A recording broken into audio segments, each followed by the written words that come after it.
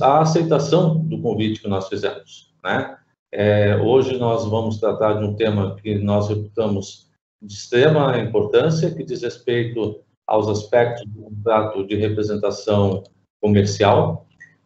Tema esse que não foi selecionado aleatoriamente. Esse tema ele foi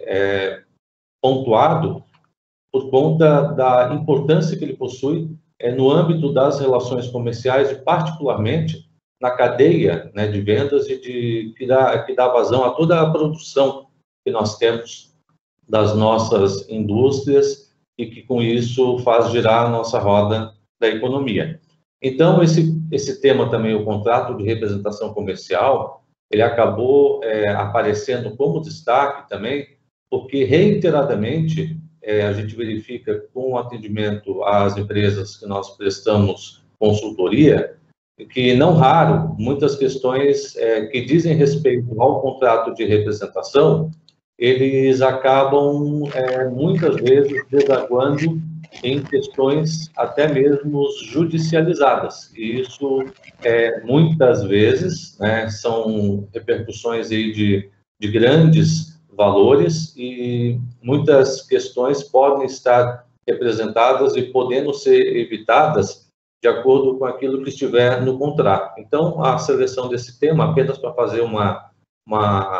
apresentação de introdução, se deu por conta disso, porque esse tema é extremamente importante e hoje, numa cadeia, em termos de valores, em termos de negócios realizados, é extremamente importante detectar e direcionar uma atenção muito grande para essa forma de vendas, porque essa forma de vendas acaba sendo a mola propulsora que, através dos representantes comerciais, da representação comercial, nós encontramos a empresa chegando próxima do seu cliente, a indústria chegando próximo do seu cliente, e, por sua vez, o cliente chegando na ponta e atingindo o consumidor final. Então, nós vamos passar já imediato para nós podermos fazer a apresentação e quero também deixar já livre de que nós teremos um chat que poderão ser lançadas questões. Essas questões nós procuraremos deixá-las todas esclarecidas, se não no transcorrer da apresentação, mas ao final, com certeza. Então, ao final, nós continuaremos tendo o chat, nós poderemos apresentar essas informações, e com isso, nós vamos dando seguimento à nossa apresentação. Bom, então, dando seguimento, né, à nossa apresentação,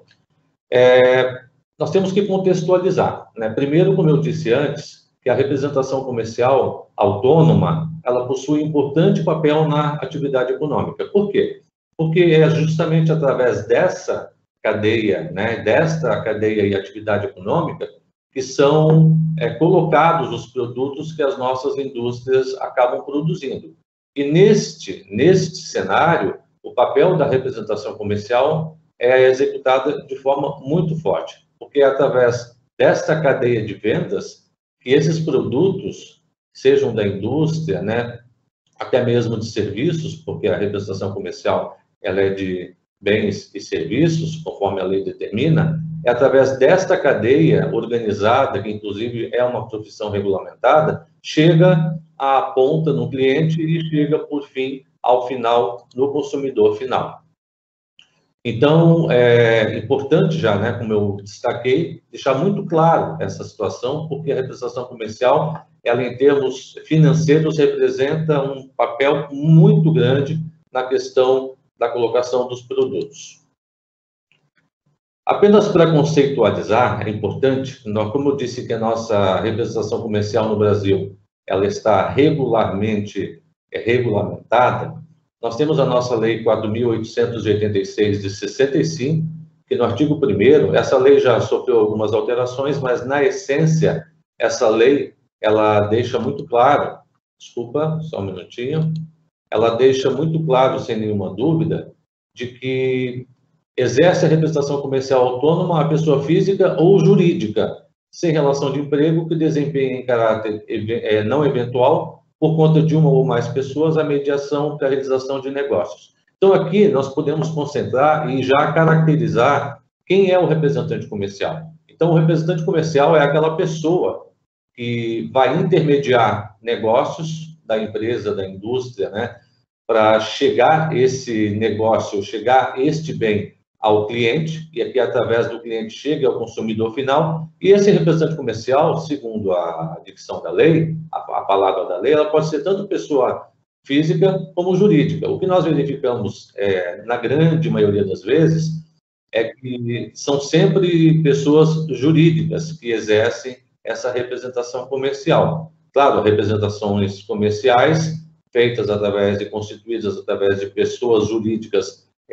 com o objeto preponderantemente de representação comercial, que também exerce uma atividade de uma profissão regulamentada. Por isso que nós deixamos muito claro que essa legislação que existe, ela é muito importante na medida em que ela segrega a representação comercial de uma outra cadeia de vendas que a própria empresa pode ter, que é através do seu corpo de venda interno, né? O vendedor interno, o próprio vendedor seletista externo, são outras categorias. O que nós estamos aqui destacando é a importância da questão da representação comercial, que possui uma legislação toda própria para ser aquela que vai gerir,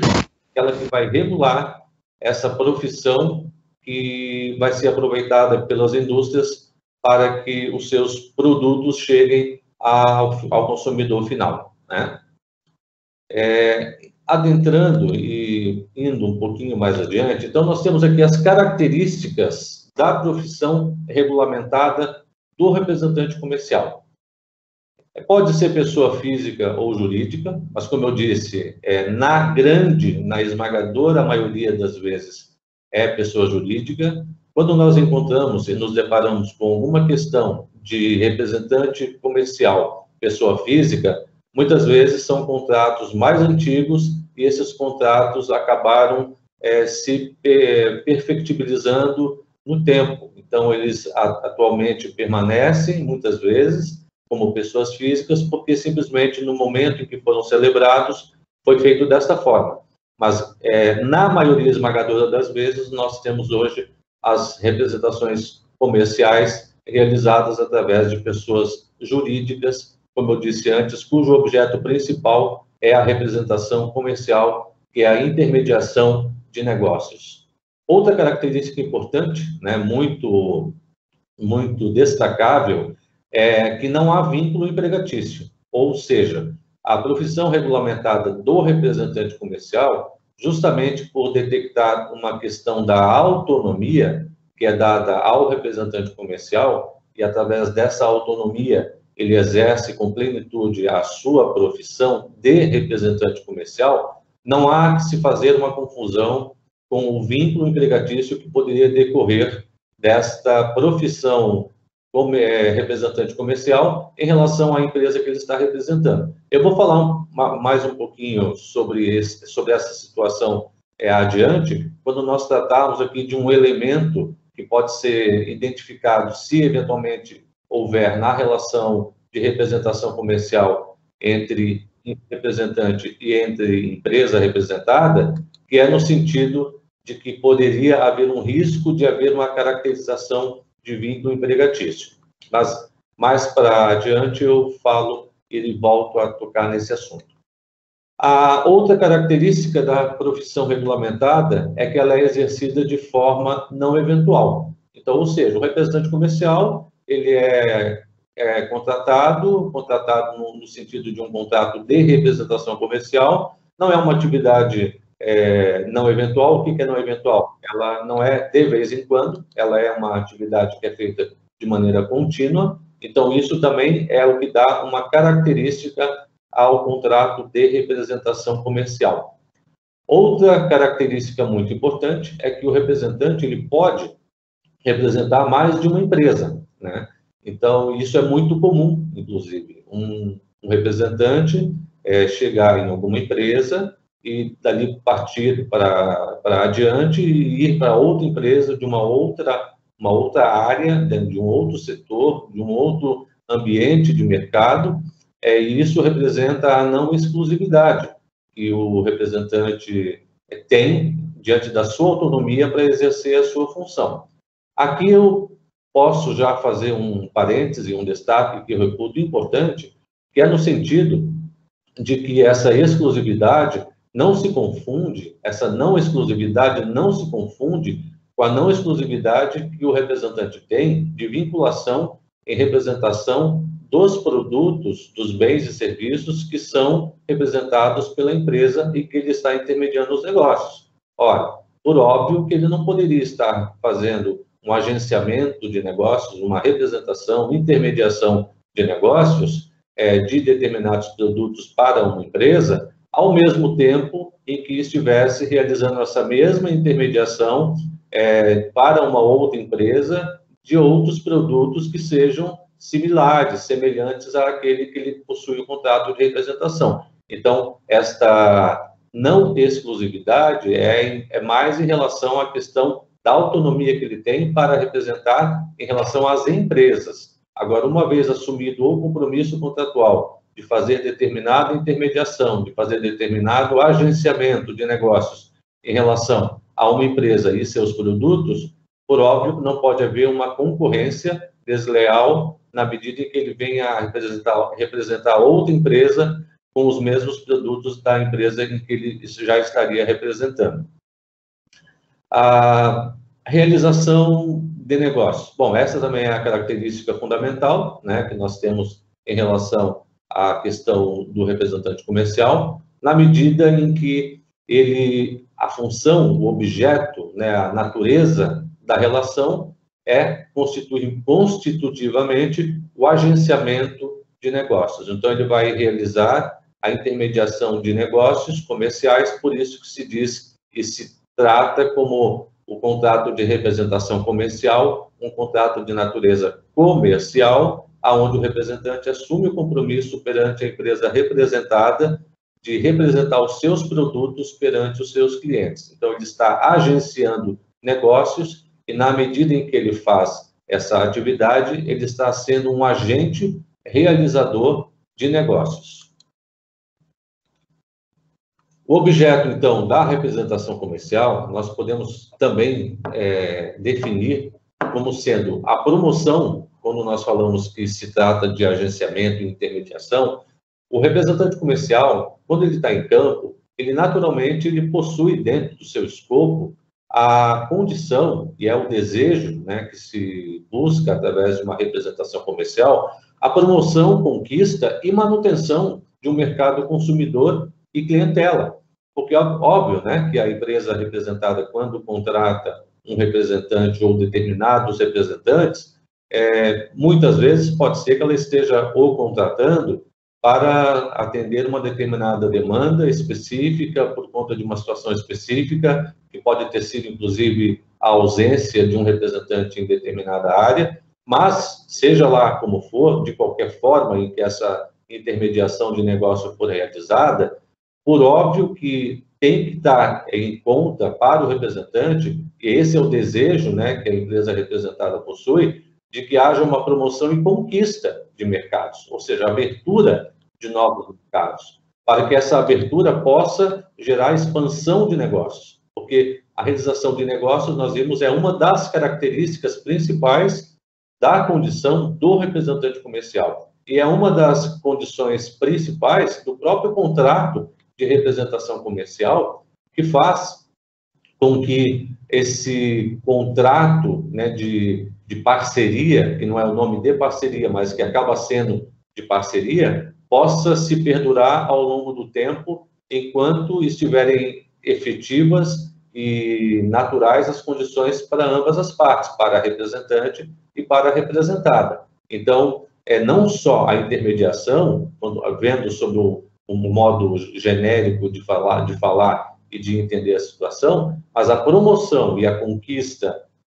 de um cliente, de um mercado com abertura de novos clientes é fundamental para que esse contrato seja, inclusive, de representação comercial, seja, inclusive, visto e analisado sob o ponto de vista de que se ele está sendo um contrato que está efetivamente produzindo o efeito que dele se espera na prática ou não, né? Então, é muito importante que se tenha essa visão e que as empresas dediquem, né, o seu tempo, a sua análise em relação a essa promoção e essa conquista e manutenção de mercado por conta dos contratos de representação comercial que existam na sua carteira.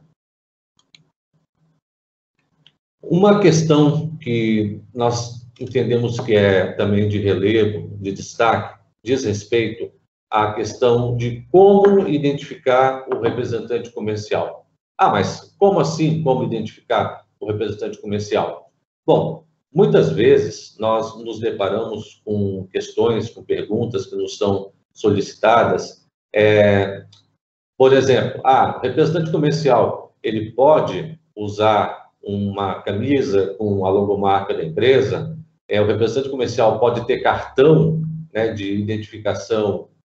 da empresa? Enfim, situações, ou mesmo endereço de correio eletrônico, enfim, corporativo, todas essas questões que dizem respeito à identificação do representante comercial. Aqui nós sempre fazemos um alerta, porque para nós analisarmos caso a caso, nós temos que entender qual a situação que está sendo tratada. Agora, via de regra, como nós falamos e a legislação aponta que o representante comercial ele possui uma autonomia, não necessariamente essa autonomia estaria sendo quebrada se, por exemplo, eventualmente, um representante estiver utilizando uma camisa com um símbolo, enfim, da empresa. Agora, nós sempre alertamos que, tanto quanto possível, essas questões forem possíveis de serem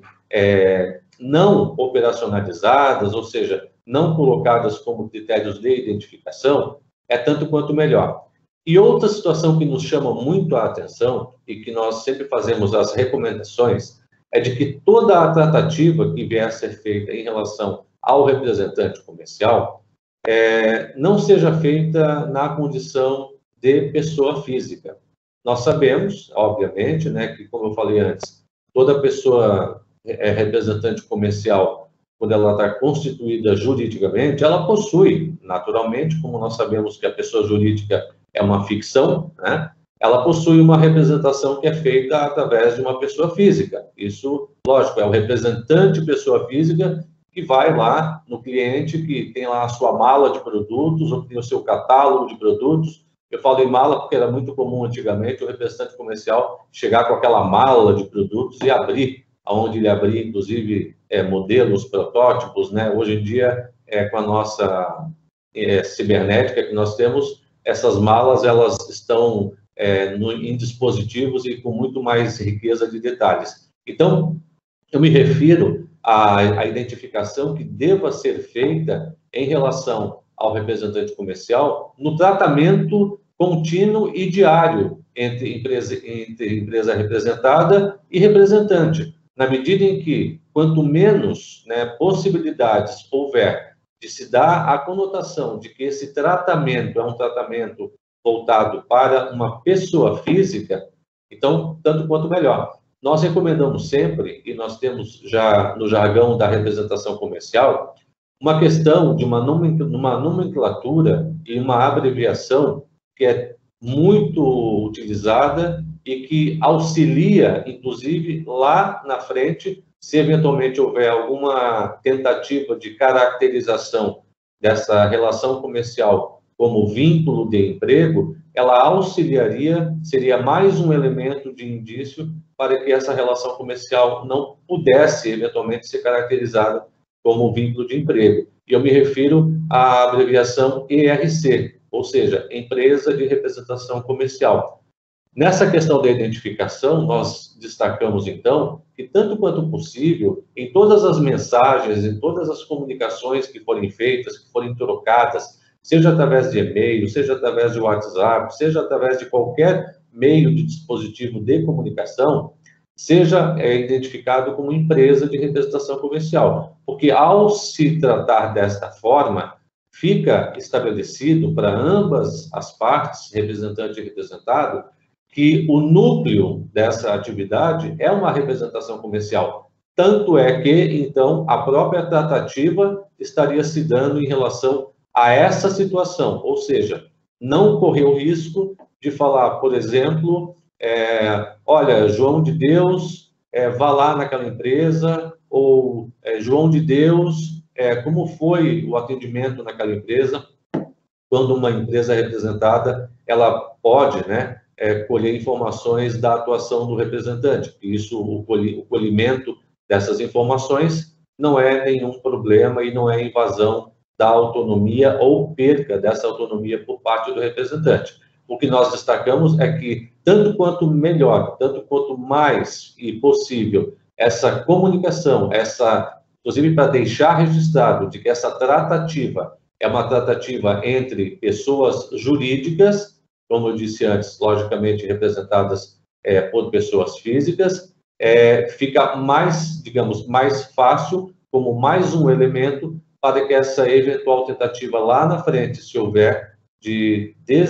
desnaturar essa representação comercial por uma tentativa de vínculo de emprego, ela não encontre, pelo menos na identificação que foi feita e utilizada entre as partes, um elemento que possa ser de corrimento de risco. Ok? Em relação ao contrato, também é de suma importância de que haja a indicação no contrato dos produtos, né, que serão objeto dessa representação. Então, o contrato ele deve indicar os produtos e os serviços que serão representados, ainda que em documento anexo, como a gente fala em documento apartado, né, que o documento anexo acaba fazendo parte do contrato, né? Então, sempre que possível, é indispensável que a indicação dos produtos ou serviços que o representante estiver executando na sua intermediação dos negócios, estiver operacionalizando, vendendo mesmo, né, como se diz na palavra e na realização dos negócios, de que esses produtos estejam indicados expressamente ou no próprio bojo do contrato ou em anexo, porque o anexo ele também pode ser facilmente modificável, né? Então, quando se trata como anexo, se for um anexo 1, onde você tem produtos, se for um anexo 2, onde você tem as zonas de atuação, você, ao mudar a questão de produtos, você muda o anexo. Então, é muito comum essa sistemática de mudança de produtos em anexo. Agora, o que nós temos que destacar, temos que chamar a atenção, para sempre a necessidade de indicação dos produtos ou serviços no contrato. Fora isso, se não houver essa situação, é muito possível de que, se houver um questionamento de que o representante ele tinha acesso ou teria que ter acesso a todos os produtos para vender, por exemplo, de uma determinada empresa, a empresa não consiga demonstrar de que não, que ele só tinha possibilidade de vender aqueles produtos que eram objeto do contrato. Então, quando as situações elas não ficam claras, não ficam expressas, né, bem definidas no contrato, elas dão margem a questionamentos. E é isso o que se tem que evitar, porque quando a situação ela vai para a judicialização, aí nós teremos uma outra pessoa, que é o juiz, que possivelmente vai fazer outras análises, e nós, muitas vezes, poderemos não concordar, né? Então, para evitar esse tipo de situação, indicação de produtos sempre que possível, de forma minudente, de forma clara, objetiva, precisa, ou no próprio contrato, ou sob a forma de uma relação em anexo. Quanto ao prazo do contrato, o contrato deve também prever qual que é o prazo dessa representação comercial, né?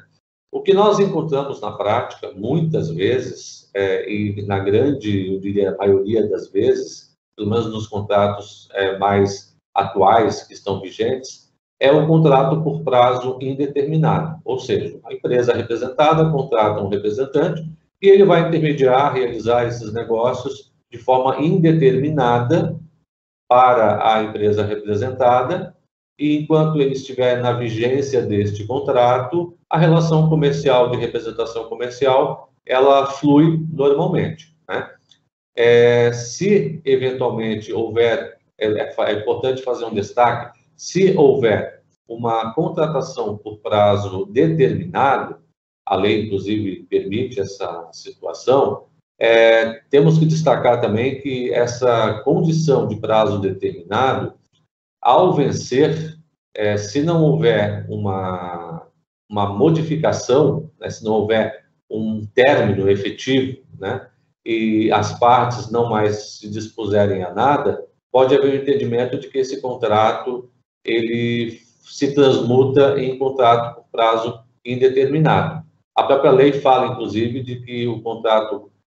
por prazo determinado, que é o contrato por prazo certo, ele só pode ser prorrogado por uma única vez. Após a prorrogação de um contrato por prazo determinado, já na sua prorrogação, se ele não tiver o seu término naquele momento, a lei considera que esse contrato ele foi tacitamente convalidado e transmutado em contrato por prazo indeterminado. Mas, como eu disse antes, no início da apresentação desse slide, o que nós verificamos na prática é um contrato com um prazo indeterminado. E isso se justifica, e isso tem um motivo. Ora, as partes, quando contratam, elas contratam aqui pensando num casamento, né? Um casamento, vamos dizer assim, fazendo uma analogia, é um casamento comercial, onde ambas as partes pretendem que esse casamento perdure. Então, ele é feito por prazo indeterminado. Pode haver, né, situações que no decorrer dessa relação comercial possam determinar que a vigência desse contrato tenha que ser estancada, tenha que ser modificada, né? Ou seja, ela pode até ser, eventualmente, esse contrato sofrer uma rescisão. Mas, via de regra, quase que 100% das vezes, a contratação nas relações de contrato de representação comercial para intermediação dos negócios, ela é feita por prazo indeterminado justamente porque há aqui um interesse de que essa relação seja uma relação contínua e duradoura, o que só vai se verificar na própria vigência da contratação. A lei da representação comercial, ela também determina e aponta que nos contratos de representação comercial é indispensável que haja a indicação da área de atuação que deve ser prevista ou delimitada no contrato. Ou seja, contrata-se o representante comercial para intermediar determinados produtos em determinada área. Então, aqui apenas representando um grafismo, né? Então, o representante aqui, ele teria sido contratado para representar a empresa A no estado de Minas Gerais. Então, se aqui está colocado como o estado de Minas Gerais, ele, logicamente, teria que estar aí com a condição, com a autonomia preservada para que seja ele o representante comercial nesta área. Se exclusivo ou não, a atuação dele nesta área é uma questão de política da empresa também. E isso tem que estar também previsto no contrato. Se o contrato de representação com esse representante comercial vai indicar ou não que ele se torna exclusivo nesta área. Volto a dizer, isso é uma questão de política de empresa, que dado, inclusive, vamos dizer assim, as dimensões continentais do nosso país, e particularmente as dimensões também, eu diria, gigantescas de alguns estados da federação que nós temos, como o próprio Minas Gerais, Bahia, Mato Grosso, Pará, Amazonas, enfim, são situações e estados onde possivelmente seria difícil que houvesse o atendimento por um único representante comercial. É muito comum que mesmo em estados haja um fracionamento e dentro desses estados haja a subdivisão de que determinados representantes atenderão a determinadas áreas. Então, isso é importante para deixar claro de que a indicação da zona a gente fala área, né, porque a legislação fala em zona, mas a indicação da área ou áreas de atuação do representante comercial, ela deve estar claramente definida no contrato, que pode ser também, se for o caso, definida em anexo, né? Porque com o anexo pode ser colocado e ampliado, enfim. Nós já tivemos, inclusive, situações que nós verificamos, aonde o Estado, por exemplo, vamos pegar aqui Minas Gerais, ele foi dividido em 4 partes e já ficou desde já estabelecido que dentro dessas 4 partes, o representante que estivesse fazendo a representação, a intermediação do negócio na parte A, por exemplo, todo e qualquer município que fosse criado ali dentro daquela área já estaria dado a garantia de que essa representação comercial naquele município que foi criado também seria direcionado para esse representante que já atende a área A. Então, vejam, são situações que é sempre importante prever, né, com a antecedência daquilo que pode vir a acontecer, porque fazendo esta previsão e tomando essa cautela, evitam-se conflitos ou mesmo interpretações que podem gerar constrangimentos, podem gerar ruídos nessa representação comercial, e isso pode acabar indo minando, né, a representação comercial, e não é isso que se quer, porque, como eu disse anteriormente, quando eu falei da questão do prazo do contrato, o que se quer, e se tem visto como os prazos são, via de regra, prazos por tempo indeterminado, que essas relações, elas sejam relações que perdurem no tempo e que sejam negócios onde os ganhos sejam bons para ambas as partes, tanto para a representante como para a empresa representada. Lembrando que o negócio sempre, né, tem que ser bom para as duas partes. A garantia de zona de atuação, que é um pouco já do que eu tratei anteriormente, que é a garantia de área de atuação, diz respeito justamente ao representante poder ou não ter exclusividade de atuação numa área especificada em contrato. Então, por exemplo, pode ser um representante comercial que tenha lá a contratação feita com a empresa A e que diga que ele vai atender no estado de Santa Catarina. Porém, essa exclusividade, né, de atuação em Santa Catarina, ela pode ou não ser verificada, e isso tem que estar previsto no contrato. Porque se essa exclusividade estiver prevista como integral no contrato, a empresa, por exemplo, inclusive a empresa representada não poderia atuar diretamente naquela região ou em determinado cliente, enfim, que seja de interesse. Então, é muito importante verificar e fazer essa análise do contrato para ver se está havendo alguma condição limitadora, né, na atuação da empresa, que pode ter algum interesse específico, seja na área, seja no cliente, para a realização dos seus negócios. Então, esse representante, ele poder ter ou não exclusividade de atuação em uma zona especificada, vai muito de acordo com a política da empresa. Se a empresa tiver um interesse em uma política de atendimento que possa ser feito também diretamente, e aqui eu só faço um parênteses, para que esse atendimento não seja visto como um atendimento concorrencial com o próprio representante, porque o representante também não pode estar sentindo de que, se ele é representante naquela região e a empresa está também atendendo naquela região, então haveria uma concorrência? Não, não pode ser feito dessa forma. O que pode ser feito é de que também no contrato pode ser prevista de que, quando há o atendimento, eventualmente, se ocorrer o atendimento direto pela empresa representada, pode-se prever que a comissão, que seria devida, então, ao representante, seria de X menos. Por quê? Porque aquela intermediação, aquele agenciamento do negócio para o qual ele teria sido contratado, naquela situação, naquele caso específico, não teria ocorrido. Então, para que não se perca o negócio, para que a empresa representada possa também fluir com os seus negócios, muitas vezes há a previsão dessa condição, porém com essa flexibilização de relação de pagamento de comissão, porque na final, né, no fim da história, também nós temos que verificar, e a empresa tem que ter isso em mente, de que quem está na ponta representando a empresa é o representante comercial. Então, pode que muitas vezes alguma questão seja necessária à atuação do representante, então essa via de mão dupla, né, que é essa parceria que tem que haver nessa relação comercial entre o representante e a empresa representada, é fundamental para que essa relação perdure. Então, independentemente de garantia de área de atuação do representante comercial, caso a empresa tenha lá naquela área a condição de atuar diretamente, e isso tem que estar previsto no contrato, porque se não estiver previsto, a legislação não, por si só, ela não assegura esse atendimento direto,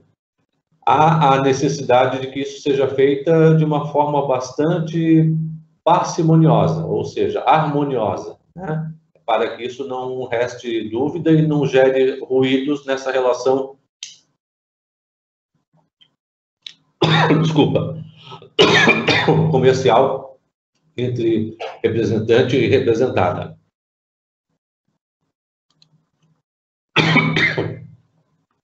Aqui nós estamos tratando da garantia de zona de atuação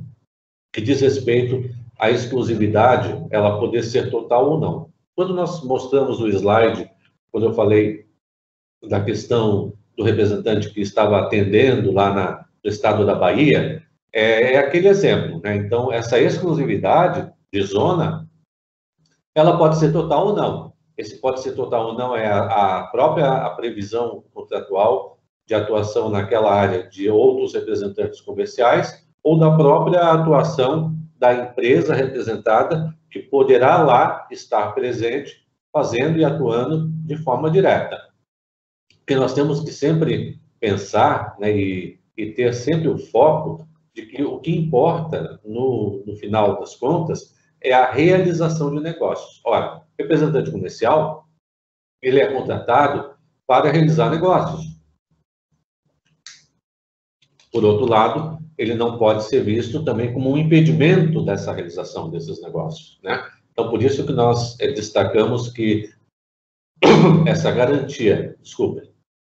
essa garantia de zona de atuação, ela, que seria uma exclusividade de zona, de área de atuação, ela precisa ficar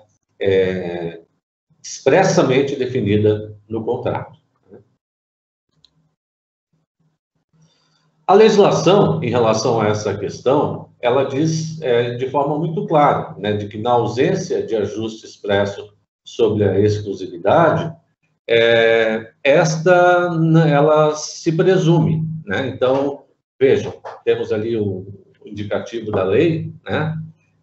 Ou seja, quando o contrato não fala de um ajuste expresso sobre a exclusividade, essa exclusividade se presume. Por isso que eu falei agora há pouco que é importante que no contrato de representação comercial, se este for o interesse da empresa, se ela possui o interesse de fazer atuação direta da própria empresa ou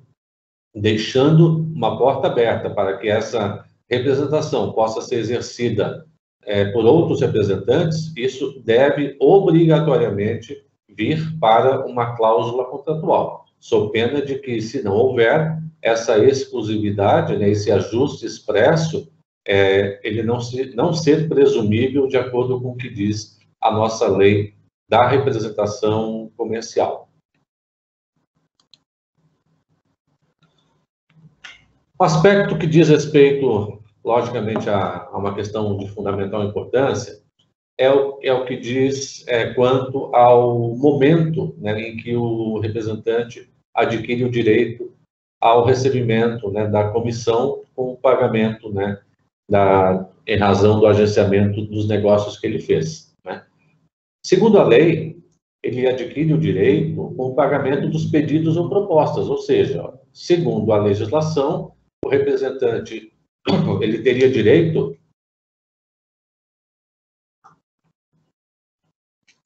ao recebimento dessas comissões no momento em que os pedidos, né,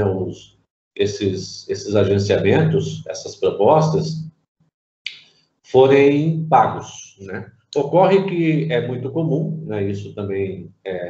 já é estabelecido também contratualmente,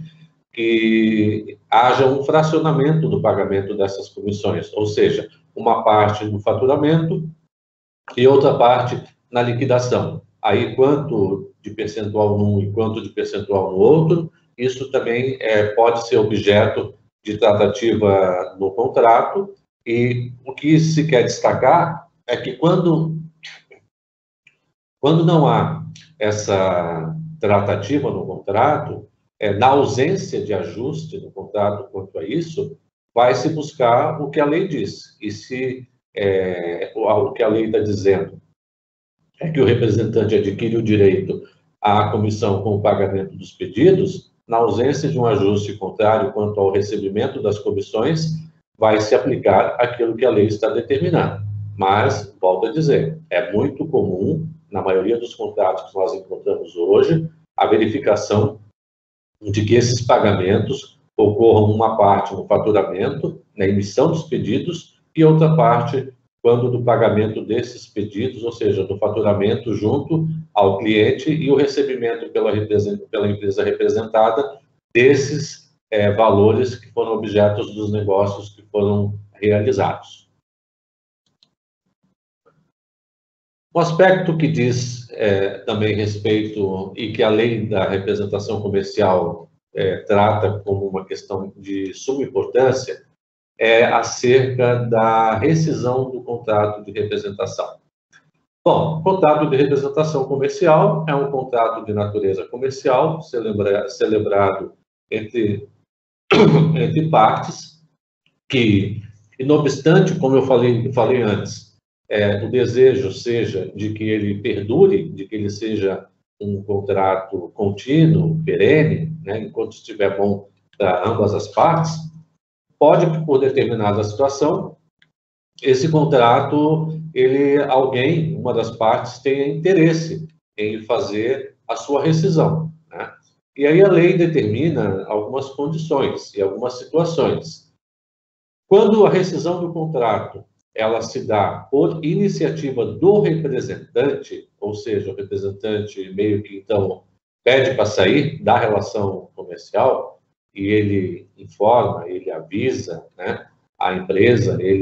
normalmente ele a notifica, essa notificação não no aspecto tão formal, mas ele comunica à empresa que ele não tem mais interesse em levar adiante aquela representação comercial.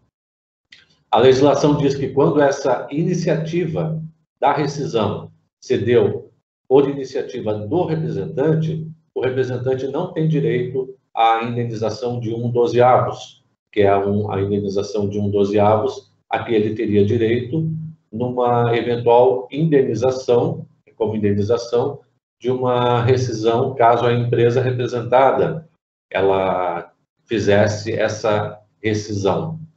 que é o que nós estamos vendo aqui embaixo. Quando, por iniciativa da representada, ocorre essa rescisão, ou seja, a empresa representada informa, comunica ao representante que não tem mais interesse de que ele continue nesta relação de representação comercial, aí a legislação, de forma muito clara, né,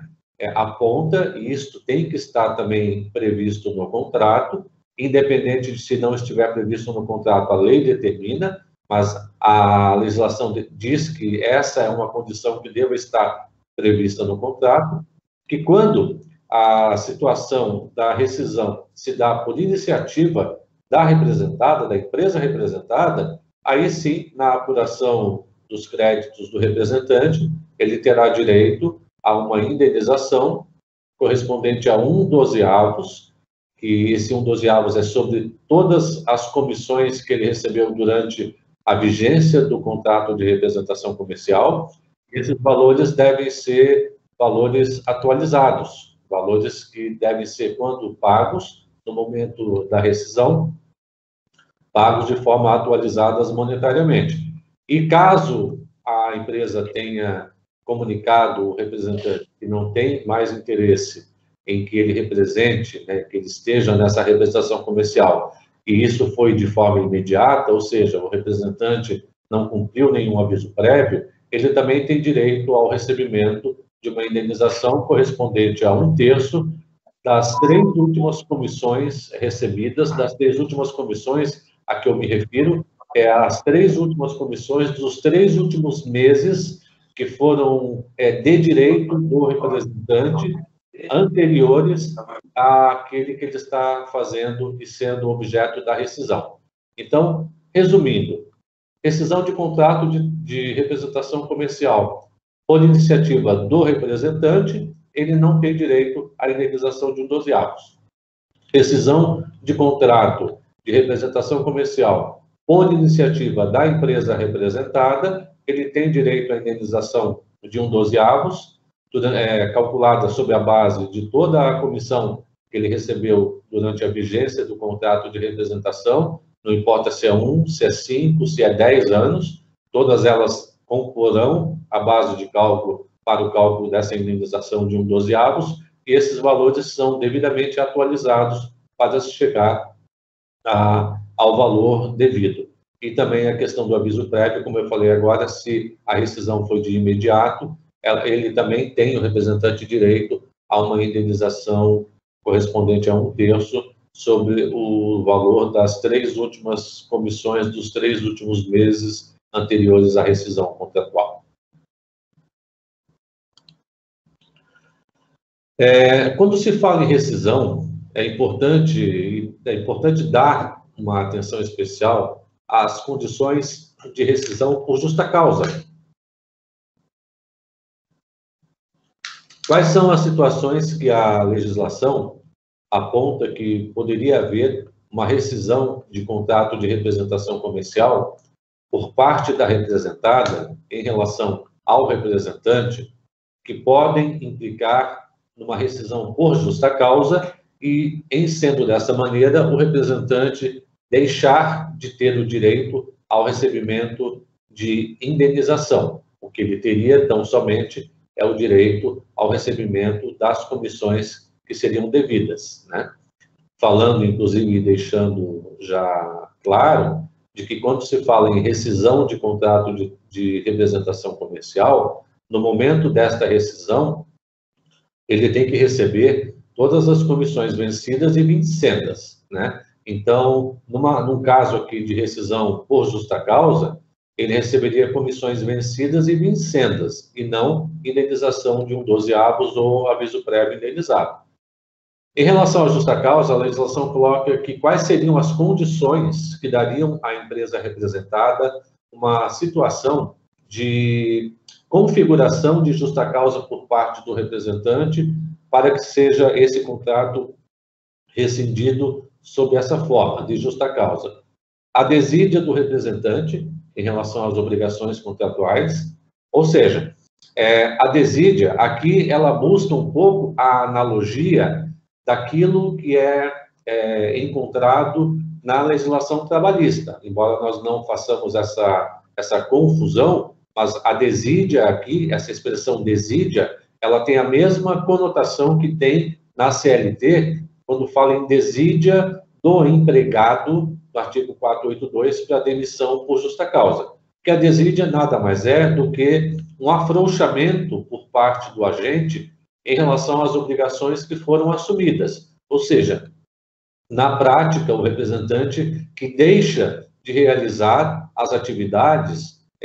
em tempo e modo, nas condições que foram ajustadas contratualmente. Então, é o representante aqui em situações que já foram configuradas, é o representante que deixa a carteira de clientes abandonada, é o representante que deixa de prestar informações, enfim, são várias as situações que podem ser configuradas, né, e que, para a sua configuração, elas têm que estar documentalmente registradas, né, que podem ensejar uma rescisão por justa causa por parte da representada.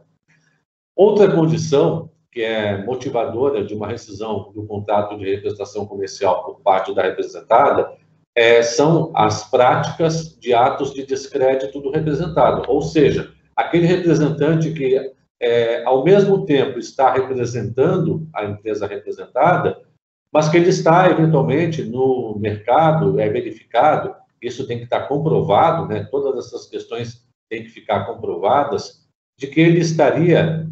atuando de forma a gerar um descrédito do representado. Um exemplo, ele vai numa empresa representar a sua empresa representada e, ao chegar, ele já eventualmente prevendo que poderia estar representando uma outra empresa ou estar com uma outra empresa representada em vista, começar a falar mal, começar a menosprezar, começar a gerar situações que abalem o crédito, que abalem a imagem desta empresa representada que ele está representando. Então, uma vez isso configurado, também, isso tem que estar muito bem documentado, pode ser um motivo ensejador de uma rescisão por justa causa por parte da empresa representada. Outra questão diz respeito a uma das condições para a rescisão do contrato por justa causa, que seria a falta de cumprimento das obrigações contratuais. Aqui é uma questão muito objetiva, porque verificar se aquilo que contratualmente, em todas as cláusulas do contrato, estão estabelecidas, foram observadas ou não pelo representante. Mais uma vez, é importante deixar claro que todas essas questões, elas devem estar muito bem documentadas, muito bem registradas. Então, não adianta, por uma determinada situação, falar, por exemplo, né, a empresa representada dizer que o representante X deixou de fazer tal coisa, deixou de prestar tal informação, enfim, e não deixar isso registrado, e isso ser de uma gravidade suficientemente ponderável, porque se não ocorrer dessa forma, a eventual justa causa que venha a ser aplicada numa rescisão de um contrato de representação comercial, ela poderá, se for judicializada, ter boas condições de ser revertida. E esse contrato, essa rescisão de contrato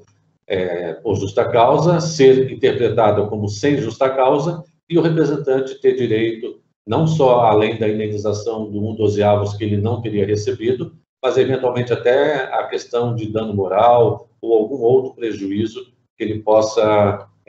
requerer, né? E uma vez ficando configurado, ele possa receber. Então, todas essas questões são de suma importância que fiquem totalmente configuradas e documentadas.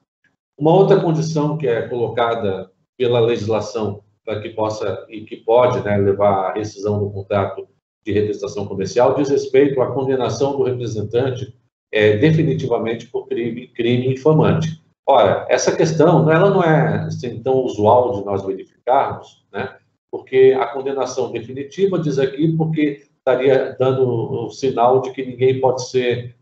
condenado sem que haja uma questão em definitivo. Então, não poderia haver uma rescisão por justa causa do contrato de representação comercial, se, por outro lado, essa eventual condenação em ambiente criminal do representante comercial não fosse de forma definitiva. Mas essa é uma situação que nós dificilmente encontramos, né, na prática, mas que uma vez ocorrendo e estando documentada, a lei já aponta, né, de que essa condenação do representante de forma definitiva em crime infamante são aqueles que dizem respeito em relação à honra e tal, mas aqui nós já abrimos e trazemos no contexto de que não seria bom para a representada ter um representante que tenha passado por essa situação, porque isso naturalmente estaria abalando, né, também a moral, a imagem da empresa representada. Então, isso daria também ensejo a uma rescisão do contrato de representação comercial por justa causa, sem nenhum problema e que pese todos os atos praticados possam ser judicializados e questionados, né? E a lei ainda coloca como uma válvula de escape, né, toda e qualquer situação que estiver causando conflito entre representante e representada, mas que, no sentido desta relação, esteja gerando prejuízo para a representada. Então, ela colocou a legislação uma condição da ocorrência de força maior, também como sendo uma das causas de rescisão do contrato de representação comercial por justa causa, porque pode acontecer a situação de que um motivo alheio à vontade, né, possa gerar, e isso acaba acarretando a possibilidade dessa rescisão por justa causa acontecer. Isso é a força maior, como a gente verifica normalmente nos contratos e na situação prática, é de suma importância, para não dizer indispensável, que quando se fizer uma análise da pertinência da rescisão do contrato de representação comercial por justo motivo, sob a forma de força maior, seja dada a máxima atenção para a análise daquela situação que se está tentando enquadrar como força maior. Porque a legislação simplesmente ela não prevê, ela não possui um rol taxativo em identificar, em apontar quais seriam essas condições que representam a força maior. Então, antes de tomar qualquer medida no sentido de que haja uma possibilidade de rescisão desse contrato de representação comercial sob a alegação de força maior, nós sempre orientamos os nossos clientes para que nos consultem, para que possamos verificar se aquele enquadramento estaria correto ou não, porque um mau enquadramento pode acarretar uma nulidade de decisão, e essa nulidade de decisão pode também, do ponto de vista judicial, acabar acarretando uma reversão dessa justa causa que foi considerada e que teria sido motivadora para a rescisão desse contrato de representação comercial.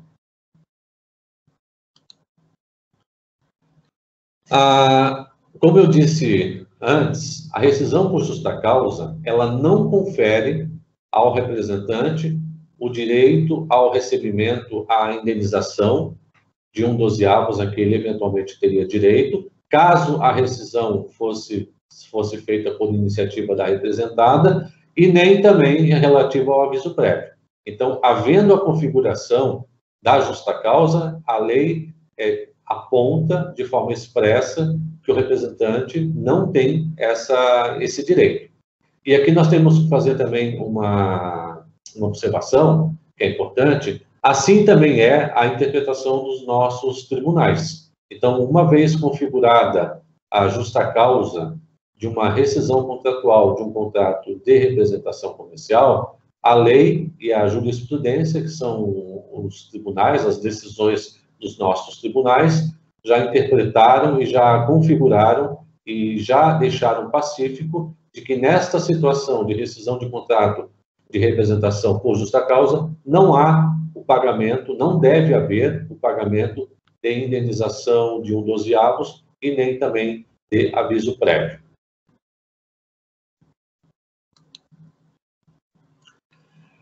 Quando no início da apresentação, quando nós estávamos conversando aqui, eu apresentando para vocês uma das características do contrato, nós citamos, e eu disse que eu falaria um pouquinho mais na frente, que é onde nós chegamos agora, da característica do contrato de representação comercial, que dentre todas, se nós pudermos e temos que eleger uma que é a mais importante, é a característica da não subordinação, ou seja, o representante comercial ele não é subordinado à empresa representada, ao chefe, ao supervisor de vendas, ao diretor de vendas. Não existe essa figura do elemento subordinação. Ou seja, na prática, esse elemento da subordinação, que diferentemente ocorre em relação a um vendedor empregado da empresa, um vendedor seletista da empresa, seja interno, seja externo, aonde com esse vendedor seletista a empresa tem o seu poder de direção, tem o seu poder de direcionamento, ou seja, o vendedor externo e o vendedor interno, que são empregados, eles devem uma subordinação a esse poder diretivo da empresa. No contrato de representação comercial, na relação de representação comercial, esse elemento ele não existe. Quando eu digo que ele não existe, ele não pode ficar caracterizado. Por quê? Se esse elemento, subordinação, ele acabar restando configurado na relação de representação comercial,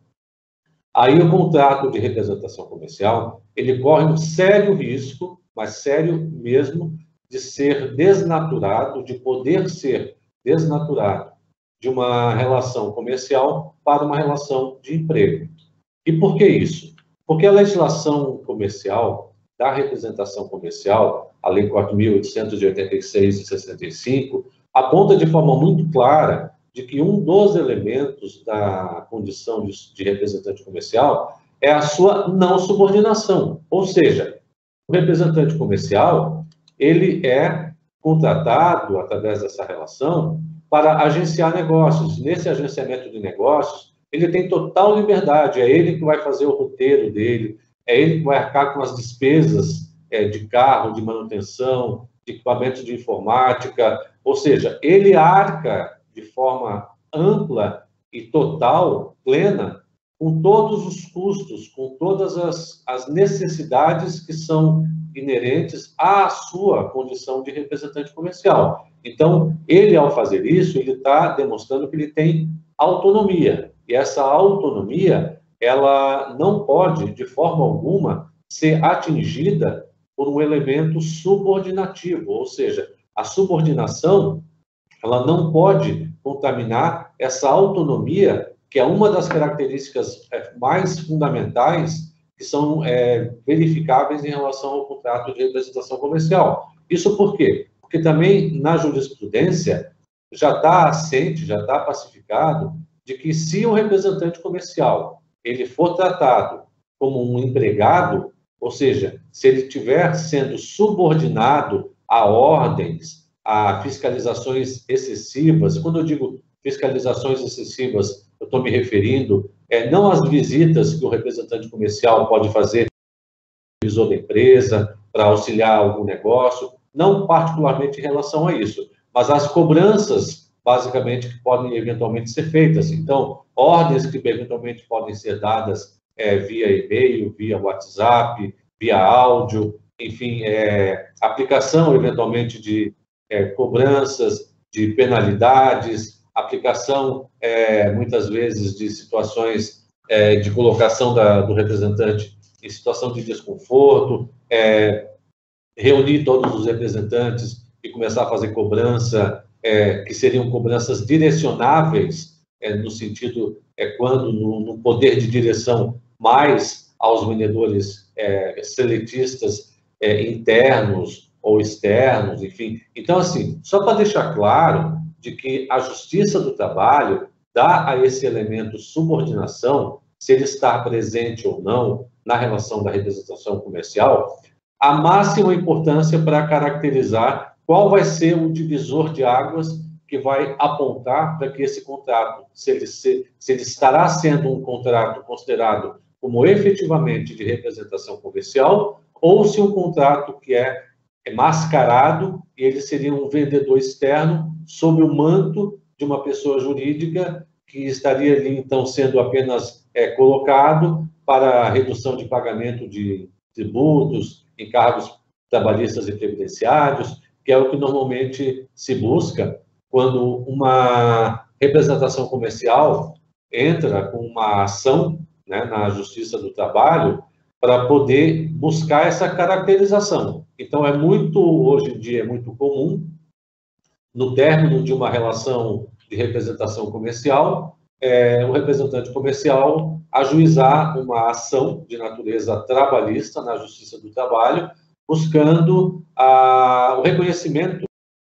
natureza trabalhista, né, da natureza de relação de emprego, daquela relação que foi uma relação de natureza comercial. Então, na Justiça do Trabalho, isso vai ser decidido aos olhos desse elemento subordinação. Então, tanto quanto mais longe deste elemento subordinação, essa relação de natureza comercial, que é o contrato de representação comercial, estiver, ou seja, não dando situações, não dando motivos, não dando indícios de que essa subordinação teria ocorrido, tanto quanto maiores serão as chances de que essa ação, que foi eventualmente ajuizada pelo representante na Justiça do Trabalho, não tenha êxito. Do outro lado,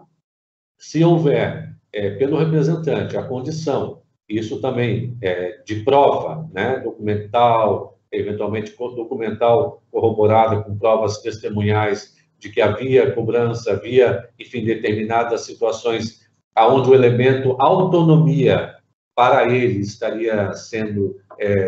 não privilegiado, ou seja, a autonomia dele não estaria havendo, e sim uma subordinação em relação à empresa representada, através dos seus agentes, diretores, coordenadores, supervisores de venda, porque são sempre pessoas físicas que exercem essa relação. O elemento subordinação, ele aparece, então, como uma forma e um divisor de águas. Há subordinação, há mais probabilidade de que essa relação contratual seja caracterizada como uma relação de emprego. Se não ficar caracterizado o elemento de subordinação, junto com outras questões e outros indícios, a condição de que essa eventual ação trabalhista, onde se busca uma caracterização de uma relação de emprego, ela possuiria, sim, poucas chances de ser considerada exitosa. Por isso é que se dá muita importância, e nas nossas orientações nós deixamos muito claro de que isso se dá através até da própria tratativa que é feita com o representante comercial, no sentido de que é importante de que esse elemento subordinação e autonomia sejam sempre ponderados, ou seja, deve-se privilegiar a autonomia do representante e não deixar com que o elemento subordinação ganhe força e acabe tampando, ou seja, colocando uma pá em cima dessa autonomia, porque se isso acontecer, as chances do representante comercial ganhar e ter êxito numa ação trabalhista onde se busca a relação de emprego são, assim, extremamente elevadas. E, como nós sabemos, para quem lida, né, com essas questões, muitas vezes os valores que estão em jogo nessas ações de representação comercial, seja pelos valores, seja pelo tempo da relação de vigência do contrato de relação de representação comercial, podem representar valores muito expressivos. Então, deve-se dar toda a atenção, todo o cuidado para que essa questão da subordinação não ocorra no dia a dia, não fique expressa, não fique registrada, ela não transpareça no dia a dia, porque esse é um elemento que vai ser um elemento analisado com mais força pela Justiça do Trabalho, determinar se aquela relação era uma relação comercial ou uma relação de emprego mascarada de uma relação de representação comercial. Aqui, já indo para a finalização da nossa apresentação, eu só trouxe para vocês um exemplo, né, do que a Justiça do Trabalho ela entende hoje, né? Relação de emprego, representante comercial autônomo. Então, o que disse essa decisão? Demonstrando a prova dos autos que a mediação para a realização de negócios mercantis se desenvolveu com autonomia, ou seja, sem subordinação, fica afastada a possibilidade de configuração de relação de emprego. Ou seja, essa decisão, o conteúdo dessa decisão judicial de natureza trabalhista, que nós encontramos tanto no primeiro grau, no segundo grau e até mesmo no TST, é um entendimento que ele está consolidado. Consolidado em que sentido? Na medida em que, demonstrando de que na realização dos negócios, no agenciamento dos negócios, não houve a caracterização da subordinação, ou seja, o representante ele desenvolveu a sua relação de representação comercial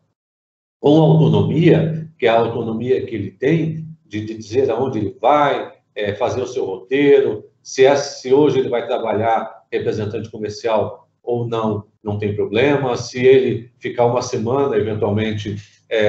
não estando visitando, também necessariamente não é problema, ele não está perdendo autonomia. Lembrando que o representante ele tem autonomia para desenvolver a sua atividade. O que importa é que no desenvolvimento dessa relação contratual de representante comercial tem que ficar muito clara, muito registrada muito plena essa autonomia que o representante comercial tem para o desenvolvimento das suas atividades e para o atingimento do seu objetivo, que é agenciar negócio, realizar negócio, intermediar negócio entre empresa representante e empresa representada, através dos seus clientes, né, que vão ser os destinatários, meio, e através do que vai chegar ao consumidor final, que são os produtos em relação aos quais esses negócios estão sendo agenciados. Então, só para deixar claro, a Justiça do Trabalho dá, sim, a extrema importância ao elemento subordinação, na medida em que, configurada eventualmente a subordinação, há grande chance de que essa relação de representação comercial possa se configurar como uma relação de emprego. E, por outro lado, não configurada, ou seja, ganhando aspecto e destaque a autonomia do representante comercial, aí também fica muito menos possível ou menos provável de que essa ação judicial de natureza trabalhista seja exitosa e o representante tenha, eventualmente, uma relação de emprego configurada. Então, o elemento subordinação aqui, ele ganha muita força, muito destaque e muito relevo. Bom, meus amigos, em linhas gerais, em que pese a nossa matéria, o nosso assunto, ele ser diverso, ele ser muito amplo, o que nós nos propusemos hoje, nesse breve encontro, foi trazer essas informações, né, trazer essas questões que dizem respeito aos contratos de representação comercial, mais especificamente a natureza desse contrato, que é de natureza comercial, as características principais deste contrato, para que, uma vez consolidadas na prática essas categorias, essas condições contratuais que foram implementadas, as empresas representadas elas estejam num ambiente de menor risco e, por outro lado, fazendo com que se aplique uma diligência, uma gestão sobre esses contratos, que é muito importante para verificar se os contratos que estão vigentes e aqueles que eventualmente